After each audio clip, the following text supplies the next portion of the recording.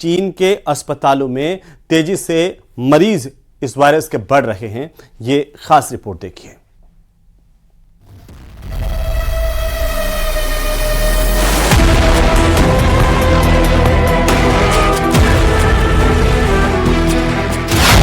नया वायरस कर रहा असर, फिर उठी कोरोना जैसी तबाही की लहर। चीन के अस्पतालों में मरीजों की भीड़।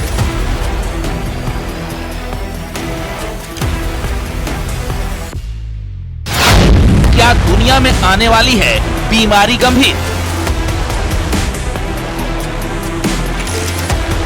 कोरोना को आए करीब 5 साल हो गए हैं, लेकिन अभी इसका खौफ बरकरार है। दूसरी ओर चीन में फिर से नए वायरस की आमद हुई है।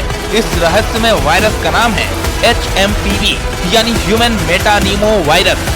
सोशल मीडिया पर चीन में बढ़ रहे वायरस के बारे में पोस्ट की बाढ़ आई हुई है। सोशल मीडिया पर लोग बता रहे हैं कि चीन फिर एक बार इस वायरस के कारण हो रहे जानमाल के नुकसान को छुपा रहा है और असल बात नहीं बता रहा है। आखिर क्या है ये वायरस और कैसे लोगों पर कर रहा है अटैक?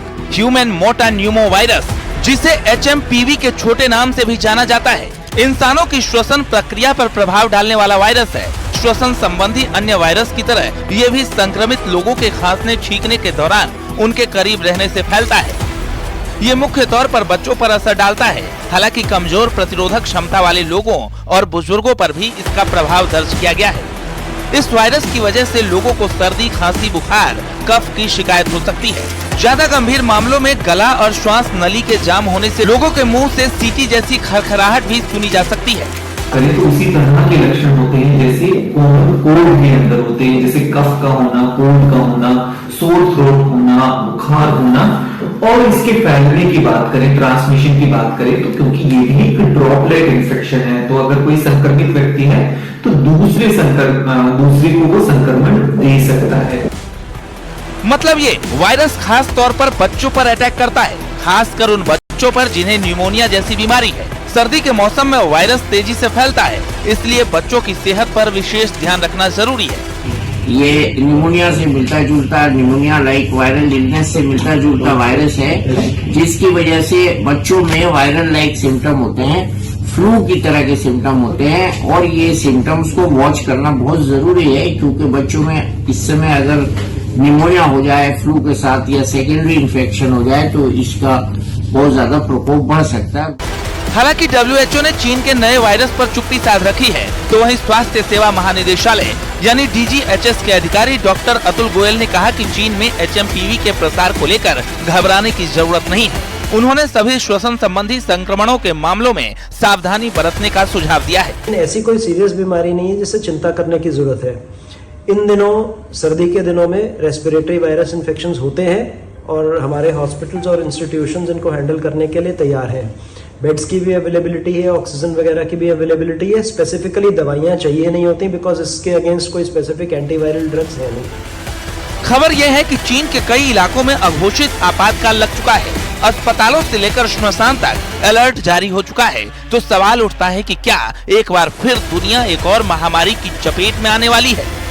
Bureau report, news 18।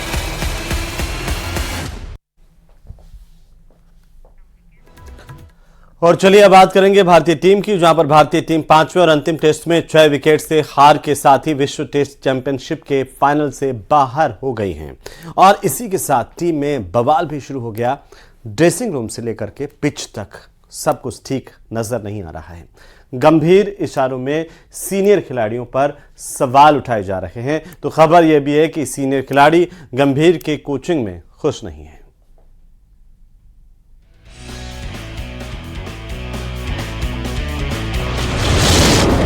हार के बाद बवाल, इशारों में गंभीर ने उठाया किस पर सवाल। गंभीर गावस्कर आमने सामने, ड्रेसिंग रूम से पिच तक भारतीय टीम में बवाल। ऑस्ट्रेलिया में 5 मैचों की बॉर्डर गावस्कर टेस्ट सीरीज खत्म हो गई है। भारतीय टीम सीरीज बुरी तरह हार कर बैक पैक कर रही है, लेकिन इस सीरीज में हार के बाद जमकर बवाल हुआ है। कभी ड्रेसिंग रूम में सब कुछ सही नहीं होने की खबर सामने आई, तो कभी कोच गंभीर और खिलाड़ियों के बीच खटास की खबरें आई। सोशल मीडिया से लेकर कई प्लेटफॉर्म में ऐसी खबरें चल रही थी। अब आखिरी टेस्ट मैच के बाद कोच गंभीर के प्रेस कॉन्फ्रेंस ने इशारों में कई खिलाड़ियों पर सवाल उठाए हैं। गंभीर ने साफ कहा है कि कोई भी खिलाड़ी हो, सभी को डोमेस्टिक क्रिकेट खेलना होगा। I would always like everyone to play domestic cricket. That is how much importance domestic cricket needs to be given. Not only one game, if they're available and they have the commitment to play red ball cricket, everyone should play domestic cricket. As simple as it can get. If you don't give importance to domestic cricket, you will never get those desired players what you want. हर किसी को घरेलू cricket खेलना चाहिए। अगर आप red ball cricket खेलना चाहते हैं तो आपको घरेलू क्रिकेट खेलना होगा। कोच गंभीर की बातें उन खिलाड़ियों के लिए इशारा है जो पिछले कई सालों से घरेलू क्रिकेट नहीं खेले हैं। बताते चले कि गौतम गंभीर के हेड कोच बनने के बाद भी उन्होंने कहा था कि सभी प्लेयर घरेलू क्रिकेट खेलेंगे। हालांकि सीनियर प्लेयर जैसे विराट कोहली और रोहित शर्मा लंबे समय से डोमेस्टिक क्रिकेट नहीं खेल रहे हैं। रोहित शर्मा 9 साल से घरेलू क्रिकेट नहीं खेले हैं। उधर मेलबर्न टेस्ट की हार के बाद गंभीर की नाराजगी सामने दिखने लगी है। ड्रेसिंग रूम में भी सब कुछ ठीक नहीं चलने की बातें सामने आ चुकी है।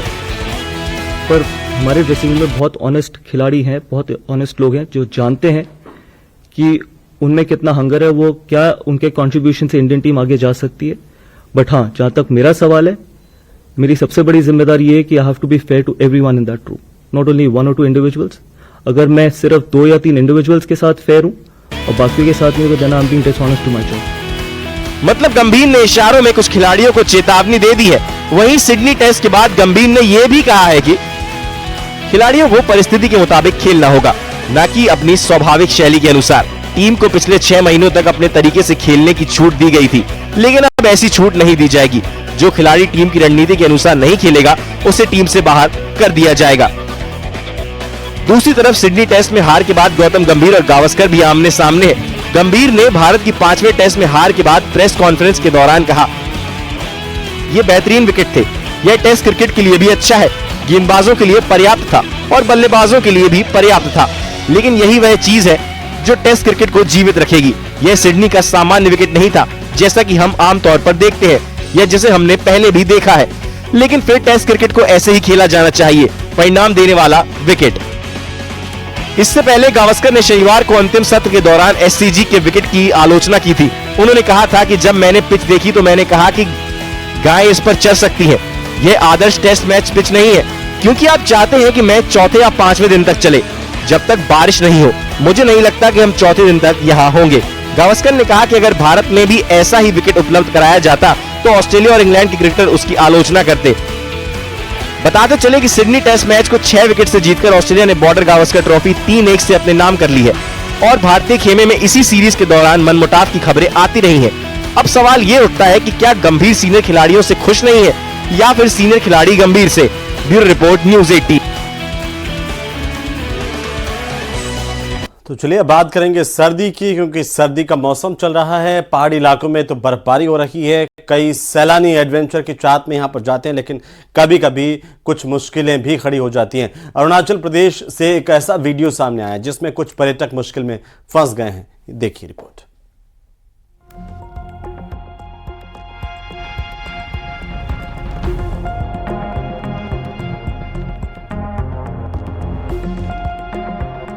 जमी हुई झील अचानक टूट गई और उसमें फंस गए 4 सैलानी। तस्वीरें बेहद ही खौफ पैदा करने वाली हैं, जहां ये सैलानी बर्फ वाली झील में ऐसे फंसे जिसके बाद बाहर ही नहीं निकल पाए। उनकी जान दांव पर लग चुकी थी। महिलाएं बुरी तरह से शोर मचाने लगी। मदद की तुरंत दरकार थी, नहीं तो कोई हादसा भी हो सकता था। सभी के पांव झील में जमे रह गए। ये सैलानी अरुणाचल प्रदेश के तवांग में घूमने के लिए आए थे, लेकिन इन्हें नहीं पता था कि वो परेशानी में पड़ जाएंगे। तवांग की सेला झील ठंडी के मौसम की वजह से जमी हुई थी। इसके बाद इन चारों पर्यटकों ने उस पर चलने की कोशिश की, लेकिन अचानक बर्फ टूटने लगी। इसके बाद इनके पैर झील में फंसते चले गए। सेला झील के आसपास दूसरे कई सैलानी भी घूमने आए थे। उन्होंने जब सामने का दृश्य देखा तो वो भी दंग थे। वहीं पर मौजूद गाइड्स और स्थानीय लोग तुरंत हरकत में आए। वो सेला झील में डंडे और रस्सियों के सहारे फंसे सैलानियों के करीब पहुंचे। बड़ी मशक्कत के बाद पहले सैलानी को निकाला। धीरे धीरे सभी सैलानी भी सुरक्षित बाहर निकल आए। इसके बाद सभी की जान बच पाई। उन्होंने लोगों का आभार जताया। इसका वीडियो केंद्रीय मंत्री किरण रिजिजू ने शेयर किया। उन्होंने पर्यटकों से अनुभवी लोगों के साथ ही जमी हुई झील पर चलने की अपील की है। साथ ही फिसलन भरी बर्फीली सड़कों पर सावधानी से गाड़ी चलाने और एवलांच से सावधान रहने की भी हिदायत दी। पर्यटन स्थल में जाकर एडवेंचर बेहद ही ध्यान से करना चाहिए, नहीं तो ऐसे ही मुश्किल भी आ सकती है। Bureau report, news 18।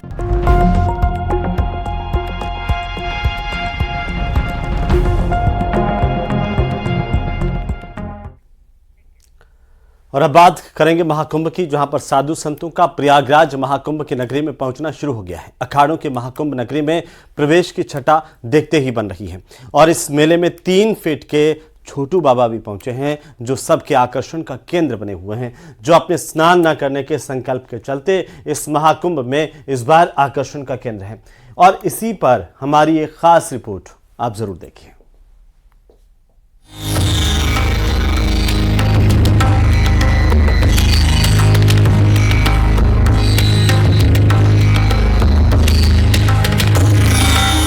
धर्म के महापर्व प्रयागराज महाकुंभ में साधु संतों का आना शुरू हो गया है।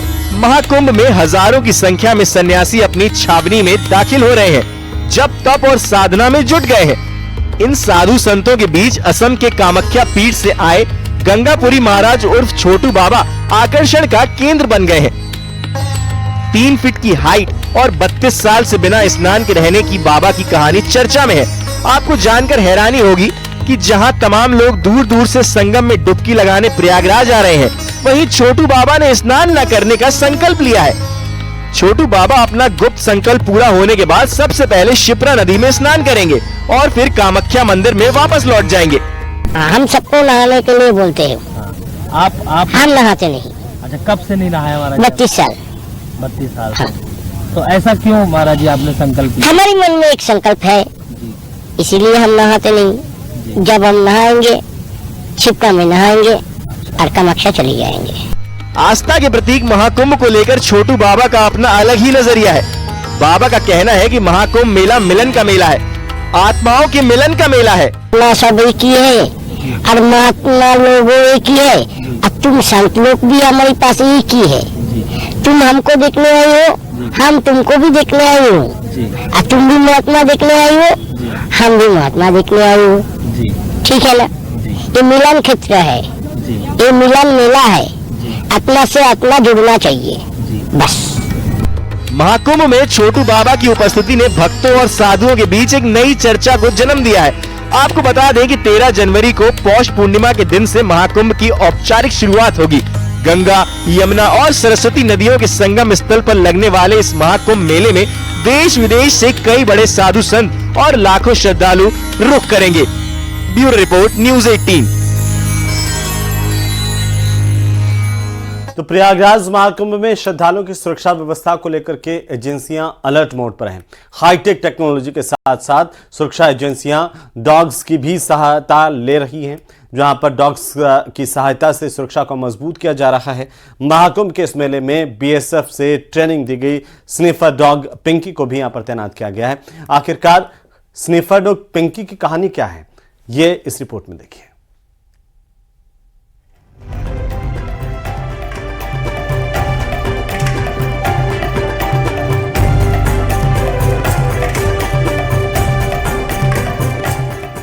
प्रयागराज में शुरू हो रहे महाकुंभ में श्रद्धालुओं की सुरक्षा को पुख्ता करना किसी चुनौती से कम नहीं है। जहां एक और हाईटेक टेक्नोलॉजी का इस्तेमाल किया जा रहा है, शक्तिशाली एंटी ड्रोन सिस्टम को तैनात किया गया है, वहीं दूसरी ओर स्निफर डॉग की भी मदद ली जा रही है। महीने भर से अधिक समय तक चलने वाले इस मेले में तमाम तरह की घटनाओं की आशंका बनी रहती है। ऐसे में महाकुंभ में विस्फोटक पदार्थ सूंघने में महारत हासिल मध्य प्रदेश से लाए गए स्निफर डॉग पिंकी को भी तैनात किया गया है। स्निफर डॉग पिंकी दूर से ही बड़े और छोटे एक्सप्लोसिव पदार्थ को सूंघकर पहचान लेती है। तो यहाँ पर गाड़ियों को रुकवाकर, ई रिक्शा को रुकवाकर, जो पैदल श्रद्धालु आ रहे हैं उनको रुकवाकर हमारी जो बीडीएस की टीम है, एसचेक की टीम है और जो हमारी वर्दी में टीम है, वो सब उनको चेक करती है। मैनुअली भी चेक हो रही है, विजुअली जिसको हम बोलते हैं, और इक्विपमेंट से भी हो रही है, और हमारे पास डॉग भी है, डॉग से भी हो रही है। देखिए जो हमारा स्निफर डॉग है, इसका नाम पिंकी है और ये BDDS टीम बौंडा से है, और ये लगभग जो है 95% तक चेक कर लेता है अगर कोई एक्सप्लोजिव होता है तो। महाकुंभ को लेकर मिल रही बार बार धमकियों से मेला प्रशासन एक्टिव हो चुका है, जो जगह जगह महाकुंभ के प्रमुख रास्तों पर चेकिंग अभियान चला रहा है, जिसमें गाड़ियों की चेकिंग की जा रही है। इस चेकिंग में स्निफर डॉग पिंकी भी पूरी मुस्तैदी के साथ अपना काम बखूबी कर रही है। डॉग पिंकी महाकुंभ में आने वाले करोड़ों श्रद्धालुओं की सुरक्षा व्यवस्था को पुख्ता कर रही है। महाकुंभ भारत का बड़ा और ऐतिहासिक आयोजन है, इसमें करोड़ों लोग शामिल होंगे। ऐसे में महाकुंभ अत्याधुनिक तकनीक और आस्था का संगम माना जा रहा है। सरकार तकनीक के साथ साथ सुरक्षा के सभी साधनों का इस्तेमाल सुरक्षा व्यवस्था को पुख्ता करने में कर रही है, जिससे श्रद्धालुओं को बेहतर अनुभव मिल सके, साथ ही सुरक्षा व्यवस्था भी बेहतर रहे। न्यूज 18 के लिए प्रयागराज से गौरव पांडे की रिपोर्ट। भारत ट्रेन में दिल्ली से सीधे मेरठ का सफर तय किया जा सकेगा। प्रधानमंत्री नरेंद्र मोदी ने साहिबाबाद से दिल्ली के न्यू अशोकनगर तक 13 किलोमीटर लंबे रूट का उद्घाटन किया है और इस दौरान उन्होंने इस ट्रेन में टिकट लेकर के सफर भी किया। वहीं बच्चों के साथ उन्होंने बातचीत की और आपको बता दें कि दिल्ली से मेरठ 40 मिनट में पहुंचने की बात की जा रही है।